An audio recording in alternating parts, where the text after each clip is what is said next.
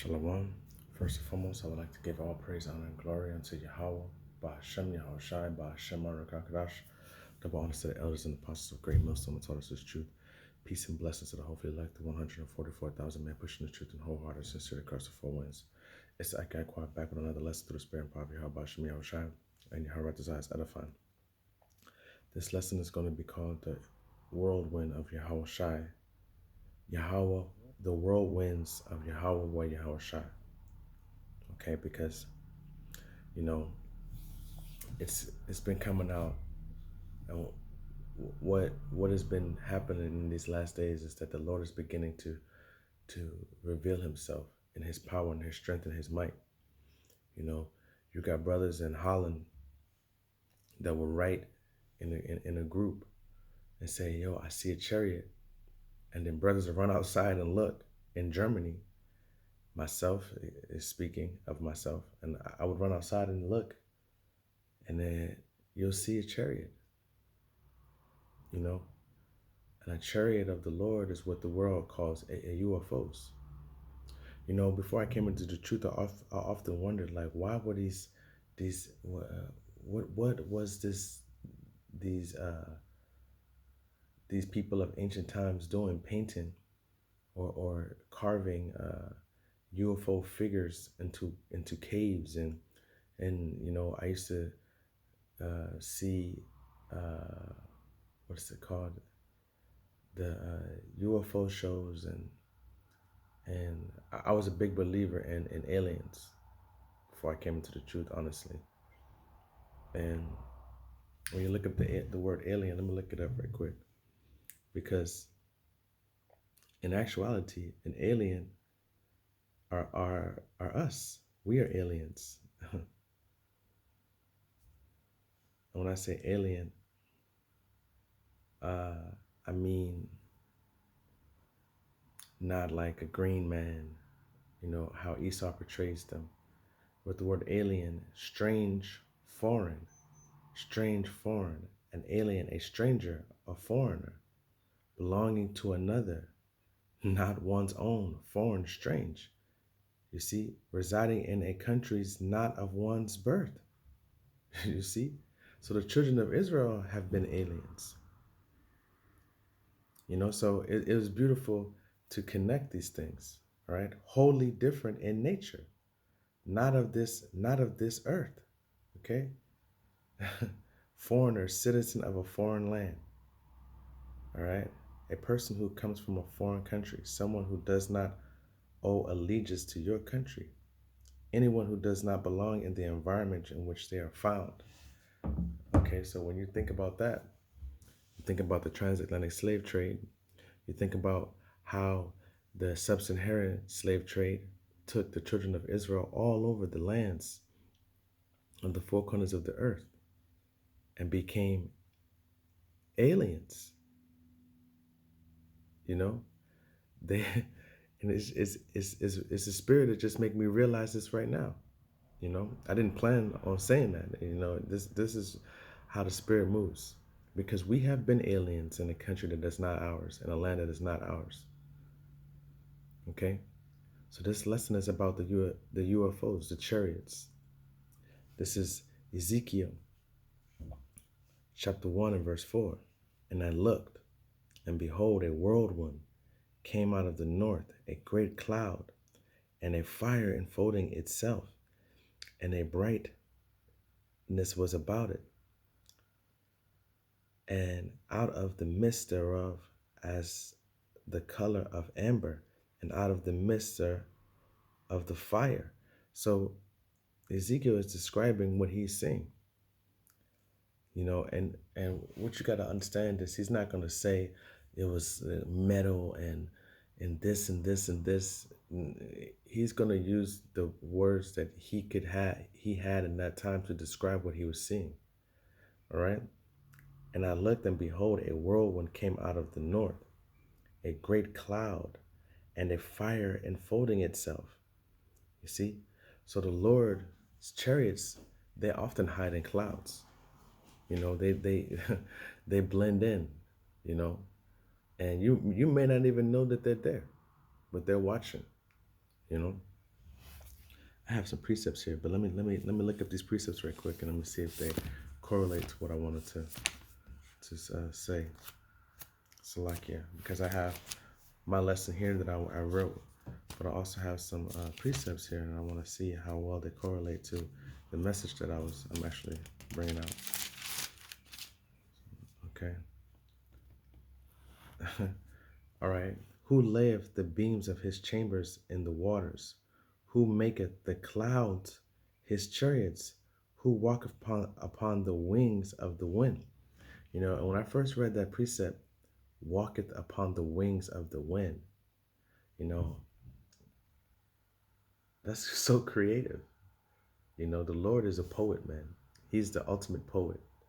Walketh upon the wings of the wind. Okay? You don't even, that means it glides in the air. It's hovering. Okay? It's beautiful. It's beautiful, man. All right? And let me go to Acts 1 and 19. Because I have these precepts. I think I should just bring them out here.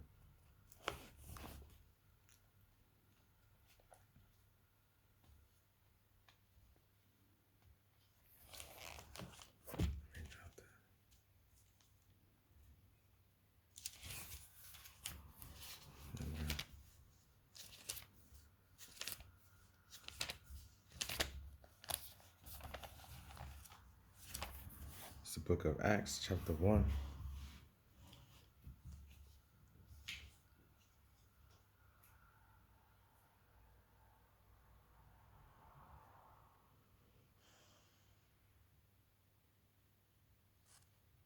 And 9. Hold on. Yeah, 1 and 9. And when he had spoken these things while they beheld, he was taken up, and a cloud received him out of their sight. All right, so this is talking about how when Yahweh Shai was speaking with the apostles, and they were standing there, and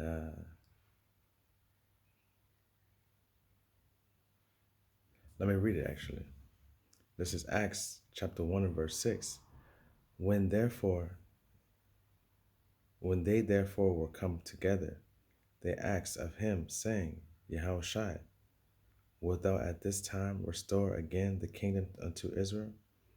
Now, that says a lot, because he told them that lets you know that the kingdom was always given unto Israel, and it's going to be restored unto Israel. The kingdom, that means rulership of this planet. Rulership of this planet is going to be restored unto Israel, right?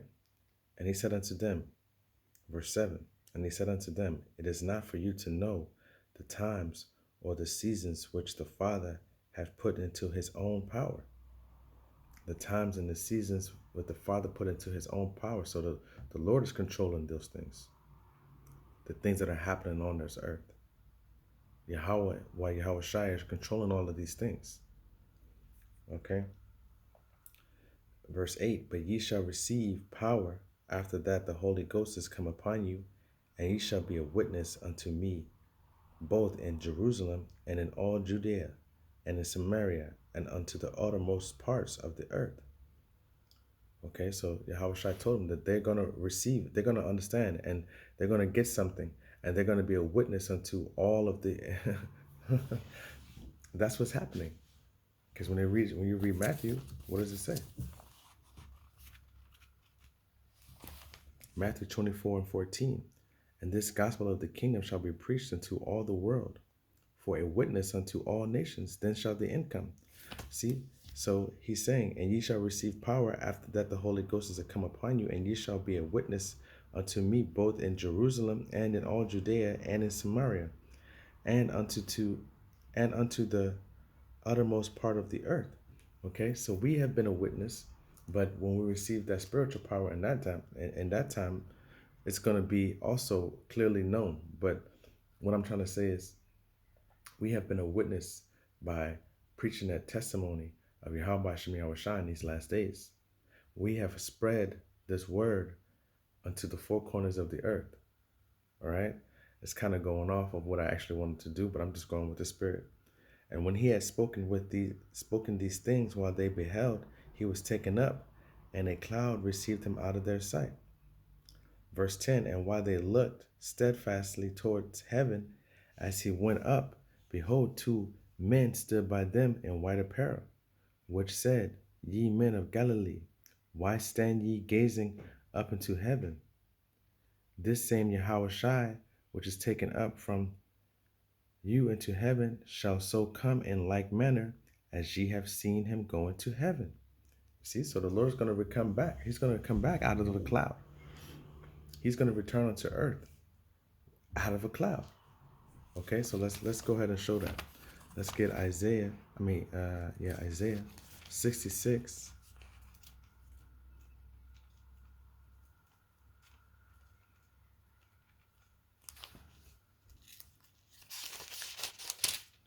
and 15. For behold, Yahweh Bashem Yahushai will come with fire, and with his chariots like a whirlwind, to render his anger with fury, and his rebuke with flames of fire. Verse 16, for by fire and by his sword will the Lord plead with all flesh, and the slain of the Lord shall be many. Okay, so for by fire and by his sword will Yahushai plead with all flesh, and the slain of Yahushai shall be many. All right, so the Lord is going to come back with fire and his whirlwind to execute anger and vengeance on this earth. Okay, rebuke. Let's look up the word rebuke. Okay, rebuke. To reprimand, reprove, chide, scold, to beat back, to repel. Okay, to censor severely or angrily, an act of expression of criticism and censure. All right, so he's gonna come with correction, because that's what you see. This earth, it's not gonna get right. It's only gonna get worse. Esau's wickedness is only waxing worse and worse and worse. That's why the scriptures say, lest those days be shortened, no flesh will be saved. Because if Esau had it his way, everybody would be a goddamn loaded up onto a hard drive, your consciousness. You know, you jumping, you know how women changing men left and right. They would like it so you can change bodies. You know, there's a show on Netflix called Altered Carbon, and they call the body a sleeve. Okay, and you just go get whatever sleeves you want. You can get military grade. You can get an artist. You can get a pianist. You can get a whore, or whatever your money can buy. Esau is just going to destroy this earth. He's going to destroy the people. That's what he was created to do, to be utterly wicked. Why? To show the power of the Lord when he returns.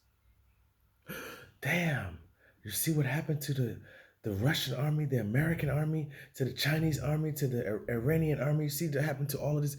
Damn, the Lord, that power that came out of the sky, it just burned them all up.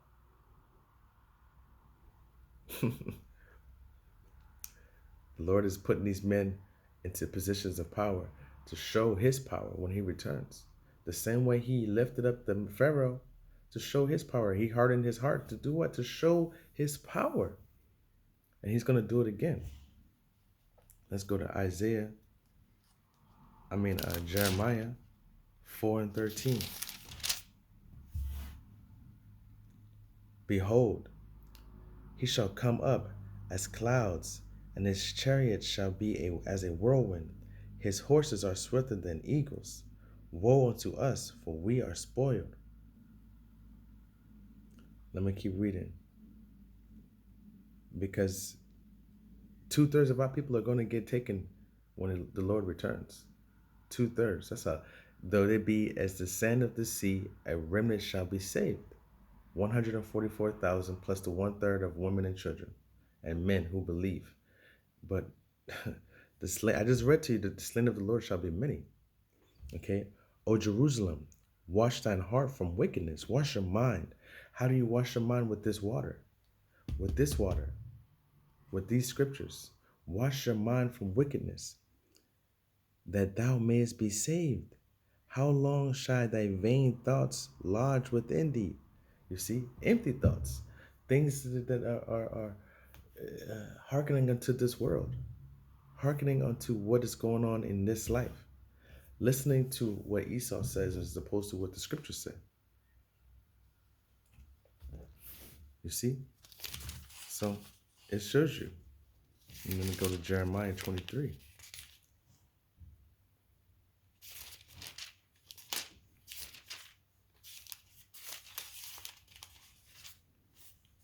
Jeremiah 23 and verse 19. Behold, a whirlwind of Yahushai is gone forth in fury, even a grievous whirlwind. It shall fall grievously upon the head of the wicked. Verse 20, the anger of Yahushai shall not return until he have executed, until he have performed the thoughts of his heart. In the latter days ye shall consider it perfectly. You see? Here, let me read the next one. Have I not sent these prophets? Yet they ran. Have I not spoken to them? Yet they prophesied. You see? You see? Have I not sent these prophets, the men who are bringing this out? The men who are showing you what the scriptures actually mean, breaking down the scriptures word for word, showing you that the UFOs are actually chariots, and that the Lord is going to come back and with vengeance, with every fury and anger, to render rebuke upon the wicked. Amongst Israel there's wicked, and we know who the ultimate wicked being on the earth is: Esau, Edom. And you see that Eve followed Esau, Edom to death. So many are going to be taken with Esau, Edom. Many are going to be taken with these other nations because they follow them. Islam and as the ox say, Pislam. Okay, let's go to Jeremiah 30 and 23. And I'm just going to hammer it down. I'm going to hammer it down so you get a real understanding. Let me go back up. Hold on.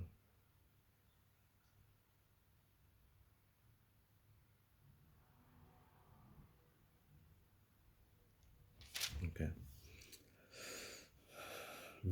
Jeremiah 29 and hold on. 30 and 29. If I'm not mistaken. Hold on. 30 and 23, Salakia. Behold, the whirlwind of Yahushai goeth forth with fury, a continuing whirlwind. It shall fall with pain upon the head of the wicked. The fierce anger of Yahushai shall not return until he have done it, and until he have performed the intents of his heart. In the latter days ye shall consider it. All right, so let me look it up in the blue letter.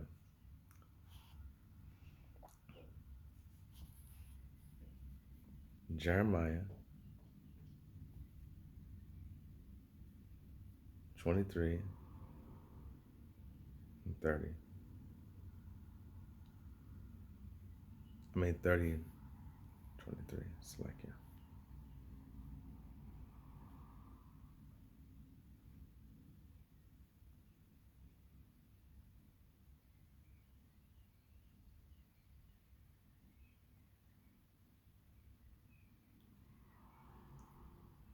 I'm on the blue letter. Okay.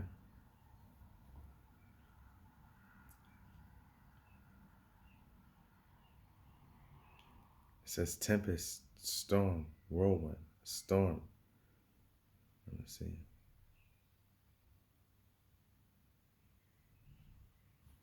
So it says tempest, storm, whirlwind.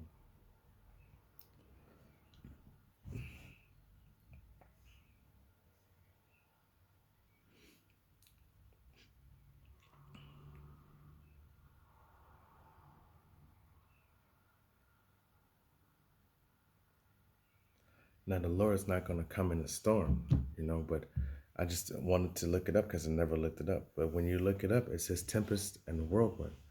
And we know what a whirlwind looks like, but we also know that the Lord is going to come on a cloud. It's funny because you see it in Dragon Ball Z, Goku rides on the Nimbus, a cloud, you know.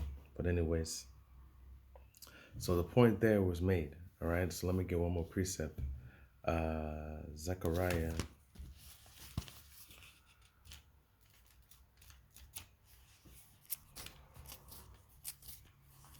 9 and 14.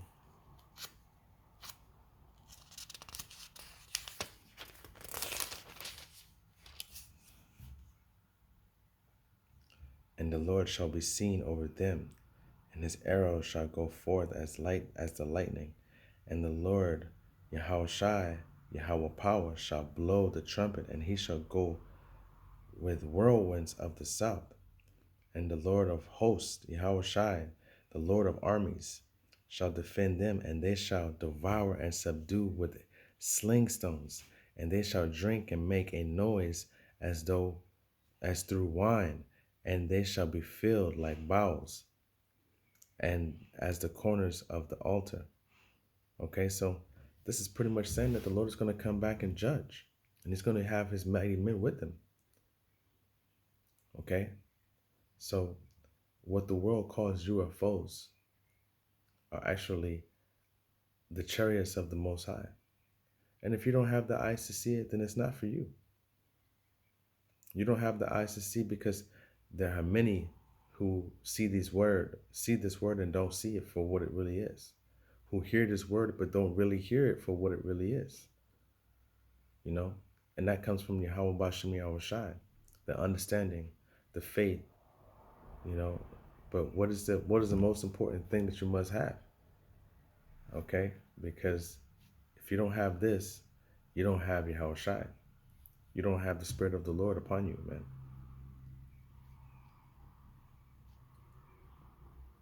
All right?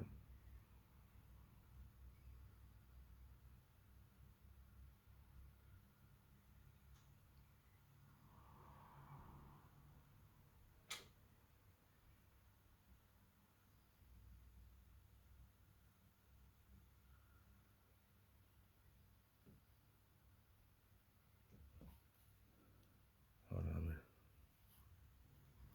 I got another precept that I just thought about. Hold on.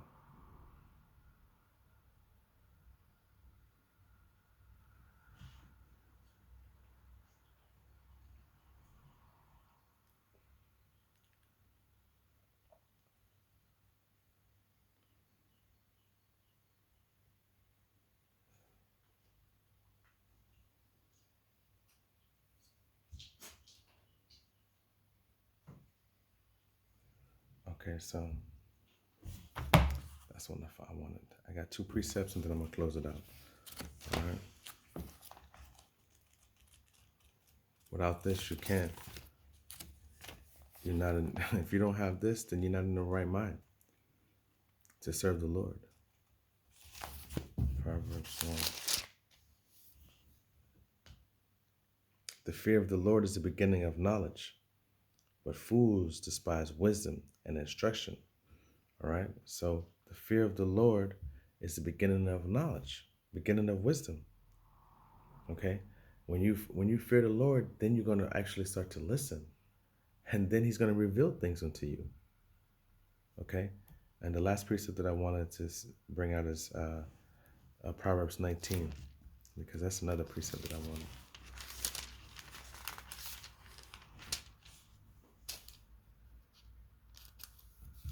The fear of the Lord, Yahweh Bashem Yahweh Shai, tendeth to life, and he that hath it shall abide satisfied. He shall not be visited with evil. You see, you gotta have the fear of the Lord. And when I say the fear of the Lord, I mean you gotta truly fear the Lord. You gotta refrain from doing things that the scriptures say you shouldn't do. Why? Because in fear of the Lord. Okay? So with that, Shalom.